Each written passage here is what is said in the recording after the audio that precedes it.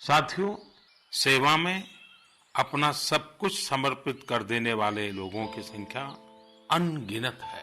आप लोगों को अगरतला के एक ऐसे इंसान से मिला रहे हैं जो अपनी मेहनत की कमाई से एक ऐसा काम करते हैं जो शायद ही भारत में कोई दूसरा व्यक्ति करता होगा, और ऐसा काम किसी दूसरे इंसान के बस की नहीं है। हालांकि ये इंसान काफ़ी गरीब है, लेकिन इनका काम बहुत ही अजीब है। ये दिन भर ठेले चलाकर अनाज के बोरे ढोते हैं और काफ़ी मेहनत के बाद इनके हाथ में कुछ पैसे आते हैं, और उन पैसों को वो अपने पास में नहीं रखते हैं।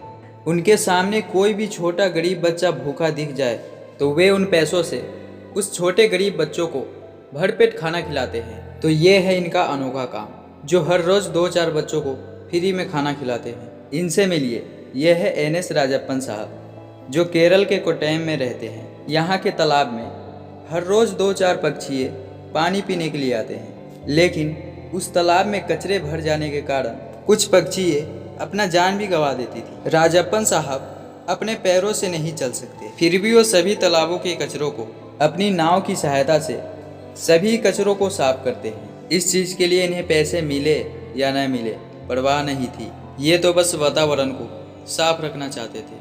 ऐसे लोगों से मोदी जी को काफ़ी खुशी मिलती है, क्योंकि वो इंसान जीव जंतुओं के लिए वातावरण को साफ रखते हैं। ये है जमुना टुडू, जो झारखंड के मतुरखाम में रहते हैं। ये माता जी भी अपनी जान की बिना परवाह करते हुए जंगलों में बड़े बड़े पेड़ों को कटने से रोकती है। अगर पेड़ पौधे नहीं रहे तो हम लोग भी नहीं रहेंगे।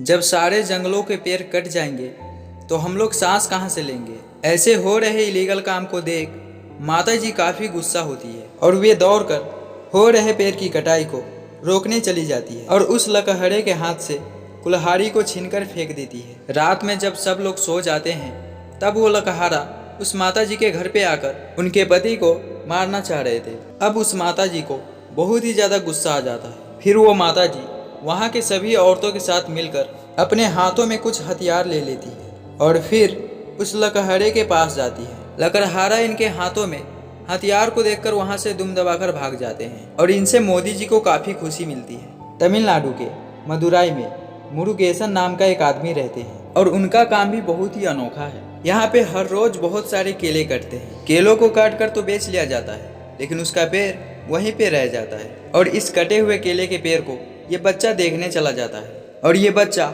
वहाँ पर जाकर देखता है कि जितने भी कटे हुए केले के पेड़ हैं उन सभी से गंदगी फैल रही है, जिससे ये वातावरण प्रदूषित हो रहा है। वहाँ फैल रही गंदगी को देख वो बच्चा काफ़ी उदास हो जाता है, और तभी वहाँ पे मुरुगेसन जी आ जाते हैं, और इनके पास एक ऐसा मशीन है जो केलों के पेड़ से रस्सी बनाने का काम करती है। और इस मशीन को इन्होंने खुद से बनाया है, जो काफ़ी काम की मशीन है। केलों के पेड़ से बना यह रस्सी काफ़ी मजबूत है, जिसे चाहकर भी हम अपनी हाथों से नहीं तोड़ सकते। मुरुगेसन जी इन रस्सियों की सहायता से सामान रखने वाले बहुत सी चीज़ें बनाते हैं। इनके हाथों से बनाया गया यह चीज़ काफ़ी लाजवाब है। जम्मू और कश्मीर के लोग विकास के मुख्य धाराओं से जुड़ने के लिए बेताब रहते हैं। कश्मीर के छोटे छोटे गाँव में पहले कोई भी बड़े अधिकारी नहीं आते थे, लेकिन अभी के समय में वहाँ बड़े बड़े अधिकारी आते हैं, और वे खुद अपने पैरों से चलकर उनके दरवाजे तक जाते हैं, ताकि विकास के काम में आ रहे बाधा को समझा जा सके। और ये कार्य लगभग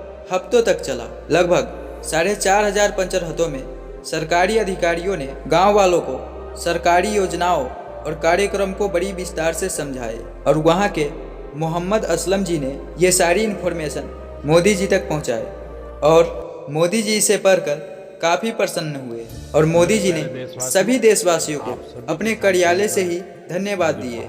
आपकी मन की बातों को मोदी जी ने बड़ी ध्यान लगाकर सुने, और वे गांव के लोगों को भी ये सारी चीज समझाने लगे। अद्भुत प्लेटफॉर्म बना दिया।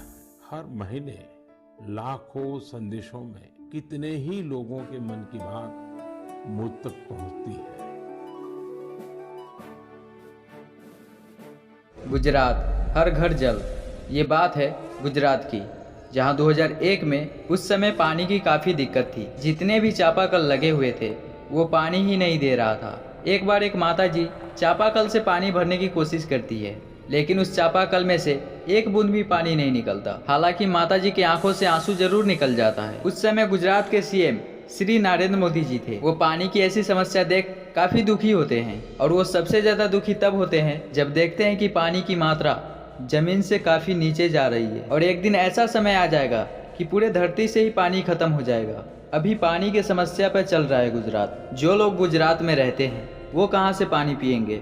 वहाँ पर तो चापाकल भी नहीं लगा सकते क्योंकि वहाँ की जमीन तो सिर्फ रेत से ही भरी है। ऐसी हजारों समस्या मोदी जी के सामने आ जाती है। अब इन सब से तो मोदी जी को ही निपटना था। वो कसकर अपने मुट्ठी को बांधते हैं और फिर लग जाते हैं अपने काम पे। उन्हें पहले पानी की समस्या को खत्म करना था। वो अपने हाथों को मसलते हैं और वहाँ पे एक स्क्रीन खुल जाती है जिसमें वो पानी के लिए अपना मैप तैयार कर रहे थे और उसमें वे अलग अलग चीज़ें ऐड कर रहे थे, जैसे सरोवर डैम और भी बहुत सारे चीज़ें ऐड कर रहे थे जिनसे उनका पानी का मैप तैयार हो सके।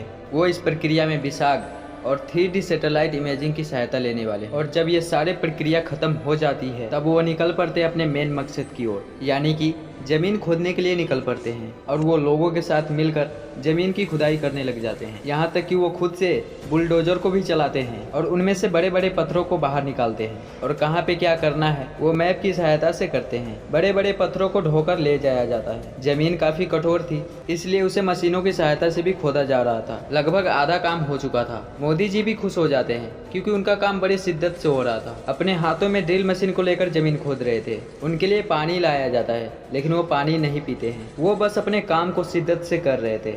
अब उनका गड्ढा लगभग तैयार हो चुका था। अब बारी थी उस गड्ढे से पानी निकालने की। बुलडोजर की मदद से वहाँ पे पानी निकाला जाता है। वो जेसीबी पूरे गड्ढे में घूमकर पानी निकालने लग जाता है। गड्ढा काफी बड़ा था इसलिए इसमें थोड़ा सा समय लगना ही था।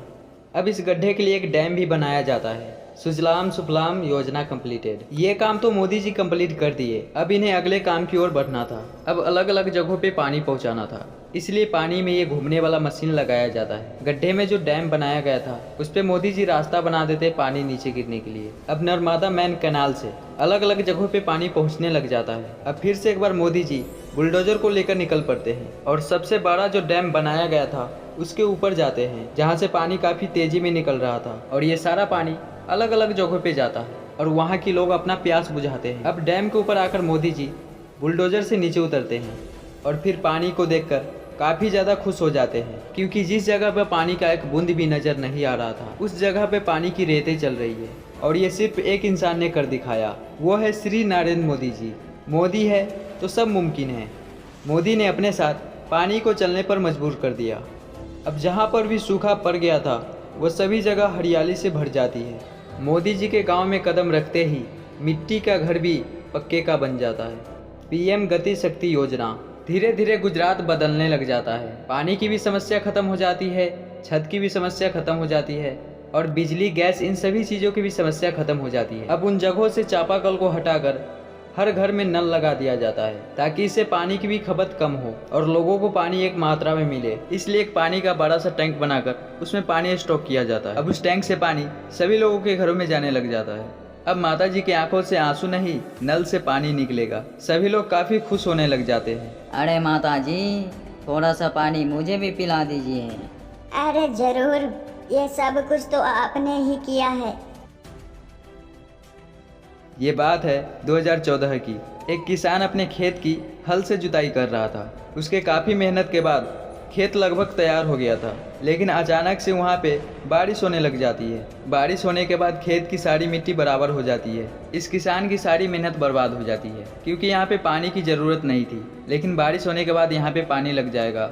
ऐसी हजारों समस्या किसानों के सामने आती रहती है। अपने सामने ऐसी समस्या देख वो किसान काफ़ी दुखी होता है। उसे समझ में नहीं आ रहा था कि वो अब करे तो क्या करे, और फिर वो वहीं बैठकर रोने लग जाता है। तभी उनके सामने पीएम मोदी आते हैं। वो किसान मोदी जी को देखकर काफी खुश होता है। मोदी जी अपने हाथों से उसको खड़ा करते हैं और पीएम फसल बीमा योजना का अधिकार देते हैं। फिर वो किसान बहुत ही ज्यादा खुशी होता है। उसे किसान क्रेडिट कार्ड मिलता है और वो ट्रैक्टर ले लेता है। अब किसानों के सामने से ज्यादातर समस्या खत्म हो जाती है क्योंकि वहाँ पे अलग अलग योजना चला दिया जाता है।